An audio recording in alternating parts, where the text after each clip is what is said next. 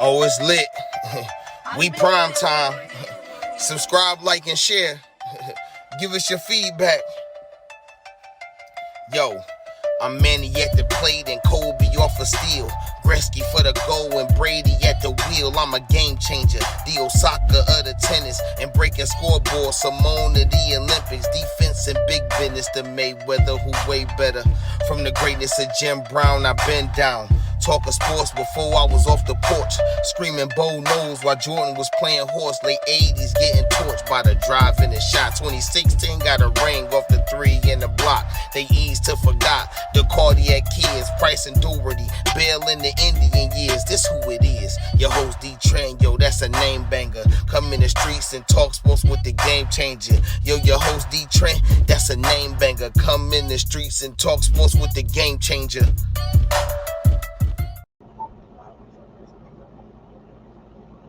What's really good, DeeTrynt, Game Changer Sports Talk, Industry Sports. Man, and we talking Browns right now, all right?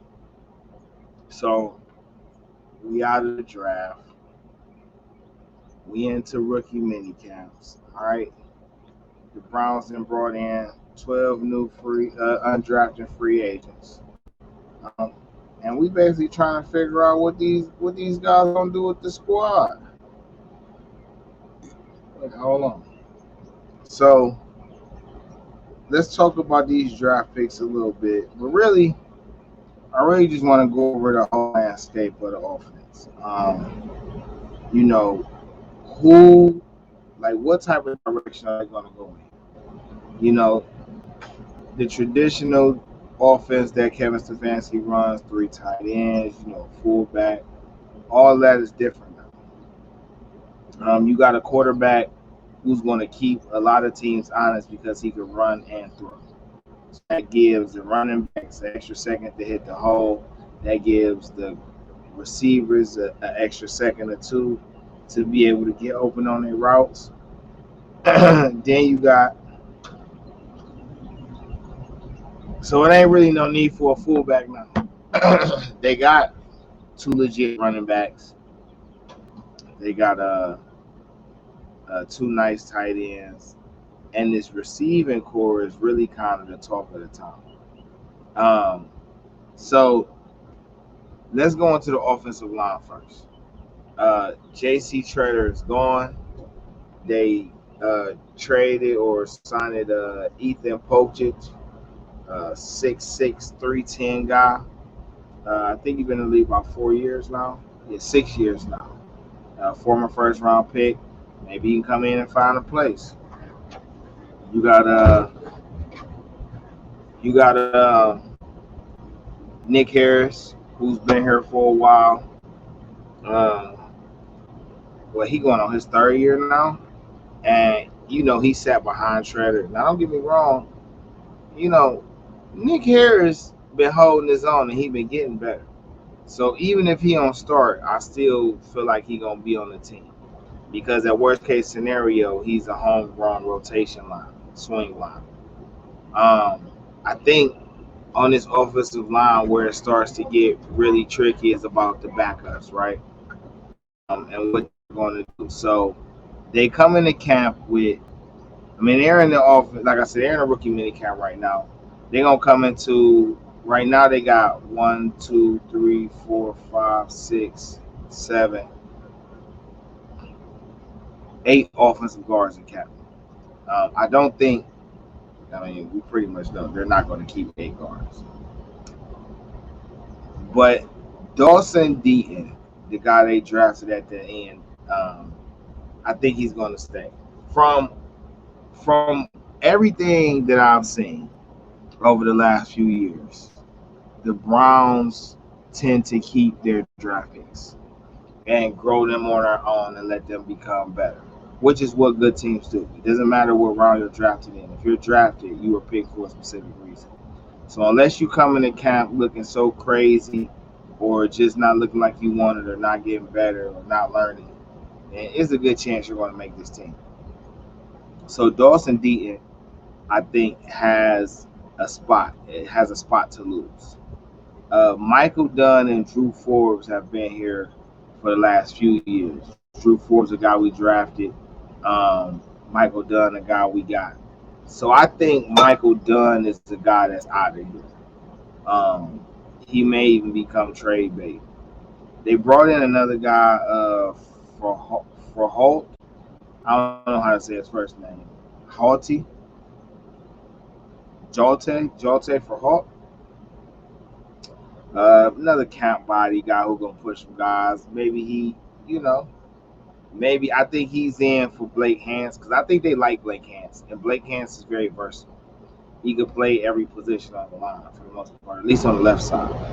So you got Joe Batonio, you got Wyatt Teller.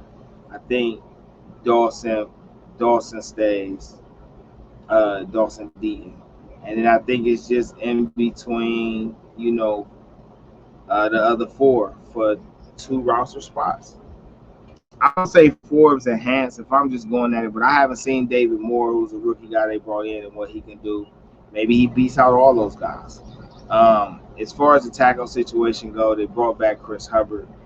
They still got James Hudson III, and you still got Jedrick Wills and Jack Conklin.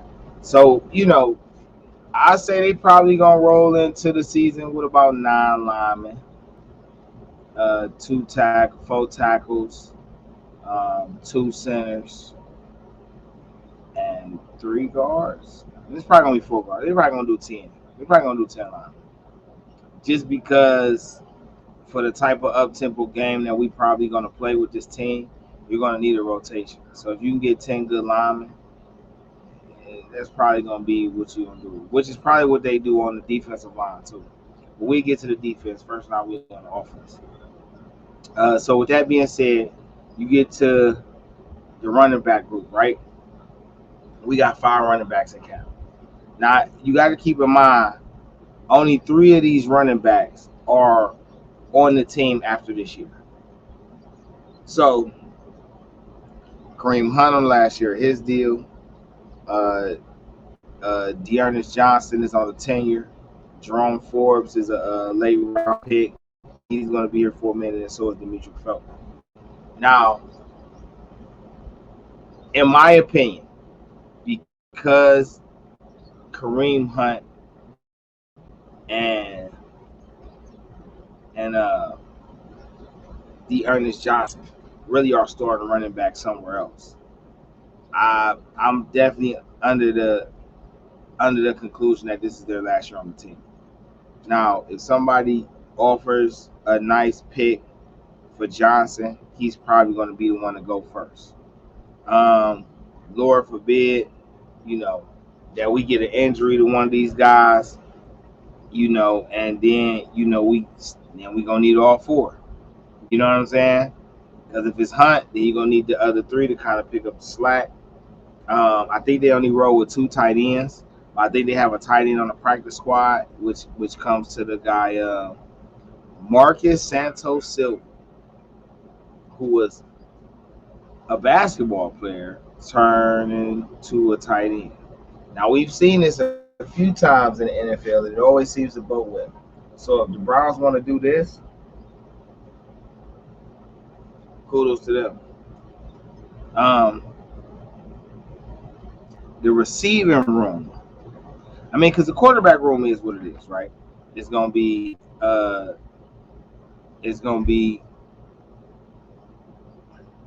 Deshaun Watson. He's gonna be backed up by Jacoby Brissett, who's backed up by Joshua Dobbs. Baker Mayfield at some point will not be on the team. If Baker Mayfield do get cut from the Browns, it's gonna be at the end of the season. Like week 13, 14, where he can get a chance to get ready to go. We got him. If somebody want to pick him up, they're gonna have to pick him up late season and why. Why would the Browns do that? Because it serves them. It doesn't serve them in their best interest to hold him. So basically, I'm saying after the trade deadline, probably not immediately, probably like 4 or 5 weeks. So yeah, trade deadline is like about week 9, week 8, week 9. Probably if we don't trade Baker, which I guess it's 50-50 at this point. But if we don't trade Baker, he'll probably get cut to like week 13, week 14, in my opinion. Um, but then you get down to this receiving room. Now, this receiving room is where the talk is at. Because you brought in Amari Cooper. He is the number one. You got Donovan Peoples-Jones, who make flashes as a number two, or at least a serviceable receiver. Anthony Schwartz is a speedster guy who you want to see if he could become a nice receiver. You drafted David Bell and Michael Woods. Then you got Isaiah Weston. Now, in my, all of those guys make the roster. So let's just look at this, right? If they go 10 offensive linemen, 5 running backs, that's 15. 3 quarterbacks, that's 18. 2 tight ends, that's 20. So you can go 5 receivers. So what's that? Cooper, Schwartz, Bell, Donovan Peoples-Jones, Jakeem Grant. Do you sacrifice a lineman for a receiver? And then you keep Bell. Did I say Bell? Let me see. Cooper, Jones, Schwartz, Grant, Bell, Woods, Weston. Oh. So that's really interesting. And you know what? It's going to be the best man wins, to be honest.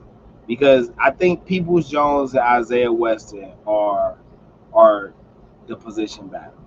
And then Anthony Schwartz and David Bell is the position. Now, the position battle could be David Bell and Donovan Peoples-Jones for the number 2. Anthony Schwartz and Isaiah Weston for the number 3. And then Woods is on. Now, Jakeem Grant is the returner. So I just feel like he solidified on the team. But it's going to be about who plays the best. And with a quarterback like Deshaun Watson, a guy who, you know, can read the field, can throw you open, throw in anticipation, throw it to you on a bullet, you know what I'm saying, manipulate the defense to help get you a little more space. It's going to be about the guy with the best IQ and the best hands. You know, your athletic skill set going to speak for itself. But whoever got the best hands and the most athleticism, whoever making impactful plays and is consistent, those little guys going to be on the roster. So I do think they're going to go 25 and 25 like they did last year. You know, it's going to be interesting to see. But I want to see how these rookies perform in this rookie minicamp. So I am DeeTrynt. This is Game Changer Sports Talk, Industry Sports. Just talking to you a little bit about the Browns offense post-draft. Like, subscribe, share, follow. We on all social media platforms, Facebook, Instagram, Twitter. You can also subscribe to our channels on Twitch and YouTube. You know what I'm saying? And just be looking out, man. Look out for us on Spotify, Anchor too, man. So I'm gonna catch y'all later, man. DeeTrynt, Game Changer Sports Talk, Industry Sports.